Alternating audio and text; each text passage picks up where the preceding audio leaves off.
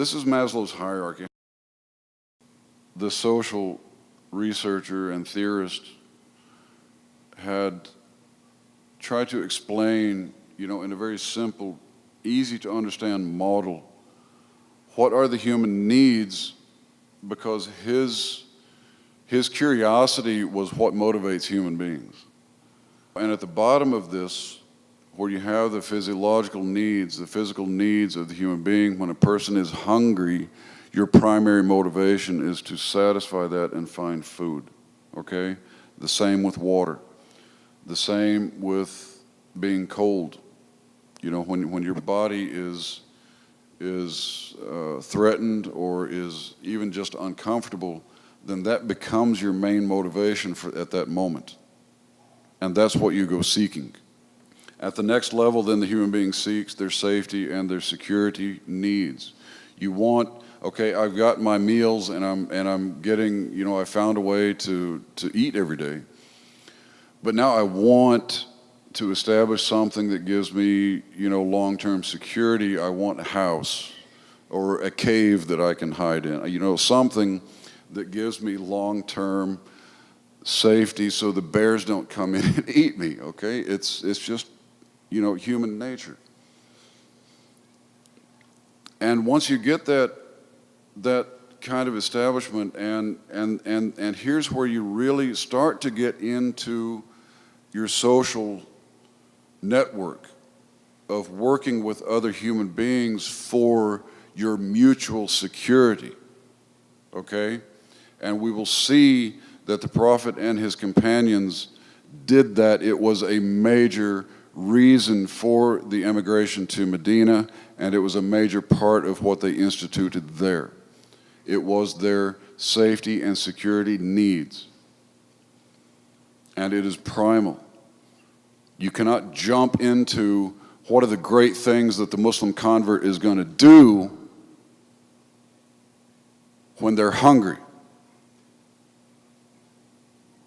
when they're not married, when they're lonely, when they're insecure.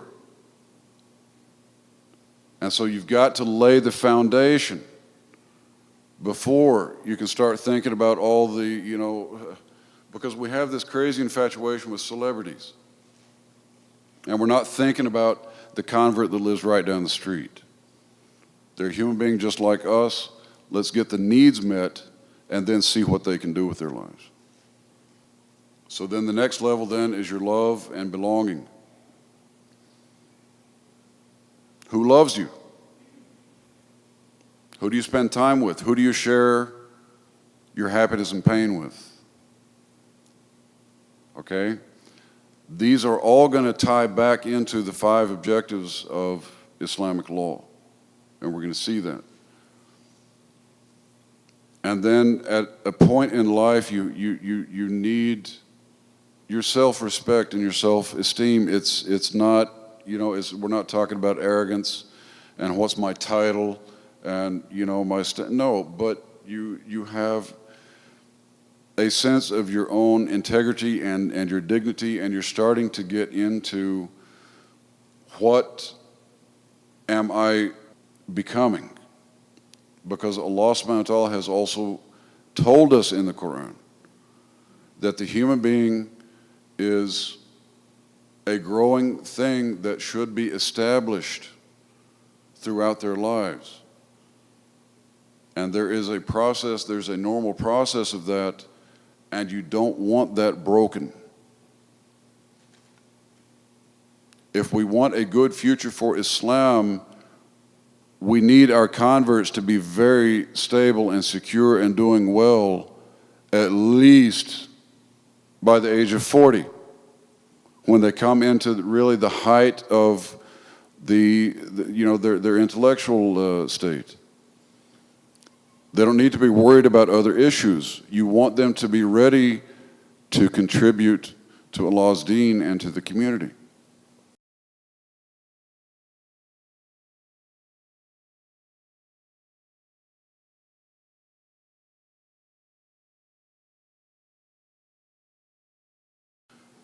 All of the Prophet's companions, his family members, were all converts.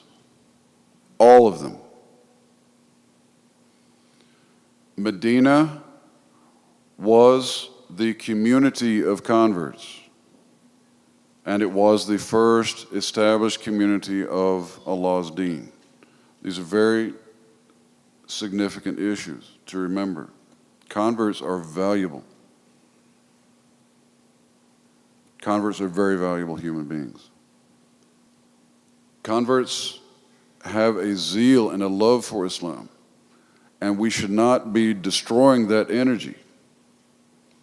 But our community has a pattern of destroying it, because then the convert gets into a situation where he's so worried about some personal issues that he can't resolve, and then you've taken away his zeal for working to establish the deen. Or he gets those things taken care of and comes up with a really great program for the community, but you can't get support for it. And so you just cut it. It's like we're cutting off our own heads, really. And it's so typical for converts to be very, very supportive and concerned about all issues that pertain to Islam and Muslims. Converts are fantastic to recognize and be concerned about the global situation and affairs of Muslims. But to be honest, we do not get the same concern. It doesn't come back to us, okay? Muslims need to think about that.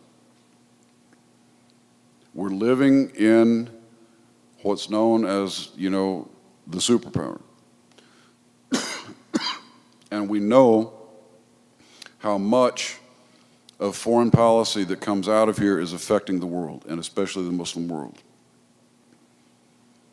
Would we like or not for a day to come in which Muslims actually have a voice in how this country conducts itself around the world, which affects Muslims everywhere? If we would like to think that far ahead, we need to pay more attention to our converts, because they are the future voice of Islam in America, okay? Very important thing.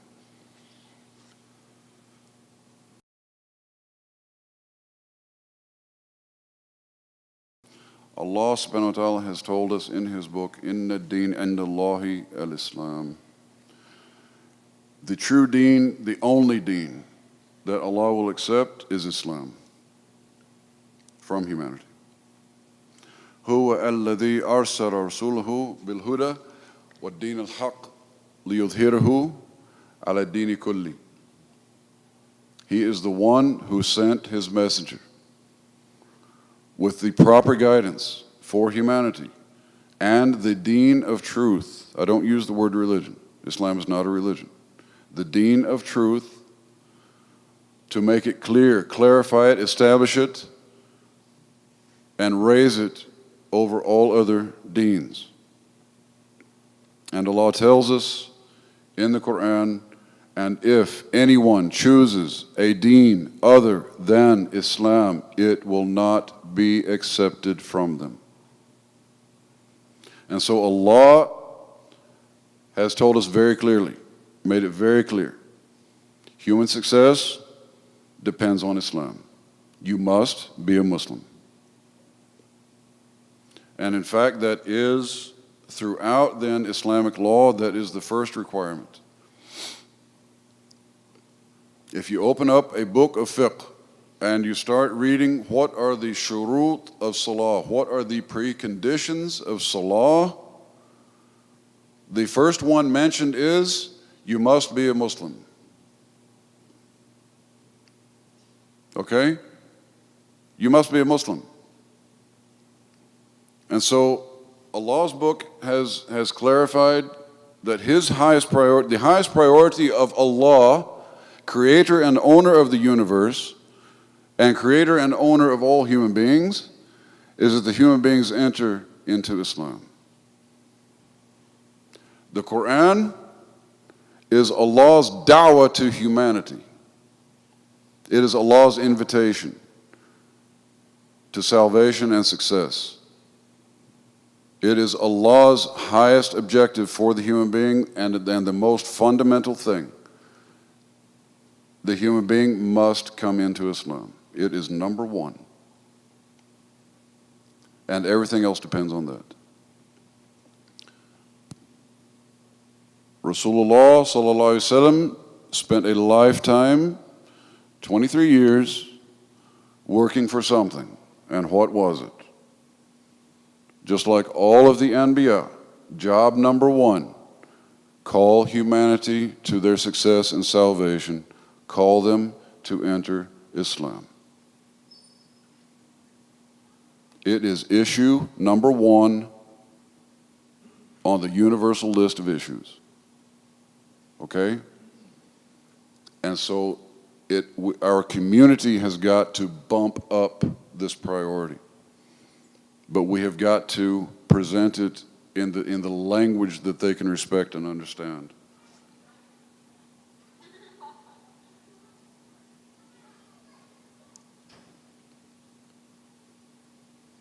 And of course, you can flesh that out. You can really fill that out. The first word from Allah in the Quran, Iqra. Allah subhanahu wa ta'ala is telling Rasulullah sallallahu alaihi wasallam, go out among humanity and begin reciting what it is that I'm revealing to you. It is Allah's da'wah to humanity through His messenger. Iqra. Second revelation, Ya ayyuhal muddaththir, qum fa'andir. Again, get up, do your job, go out and warn humanity. Again, it's job number one in Islam. This job has been handed down to every Muslim. This is the ummah of da'wah. Bani Israel had over 100,000 prophets sent to them. And the prophets were the ones responsible for the da'wah. There are no more prophets in the ummah of Muhammad. There are no more prophets coming to this earth. It is a responsibility that has been handed down to each and every Muslim. كنتم خير أمة أخرجت للناس تأمرون بالمعروف وتنهون عن المنكر وتؤمنون بالله. You were the best of all nations, brought out للناس, to human beings. To human beings. Because you establish what is right and you prohibit what is wrong. And then one verse in the Quran that is so definitive in explaining the obligation of da'wah and how it hands down to the Muslim ummah. In Surah Yusuf, Allah subhanahu wa ta'ala says, قُولْ هَذِهِ سَبِيلِي أَدْعُو إِلَى اللَّهِ عَلَى بَصِيرَةٍ أَنَا وَمَنِ اتَّبَعَنِي. Say, this is my path, this is my way, this is my job, this is my method, this is what I do. I call people towards Allah with a strong conviction and a clear vision of the truth of this message and what is coming in the hereafter. Ana wa man ittaba'ani. Me and whoever follows me. Allah has made it very clear that the responsibilities of calling humanity and receiving humanity into Islam is on the shoulders of each and every Muslim.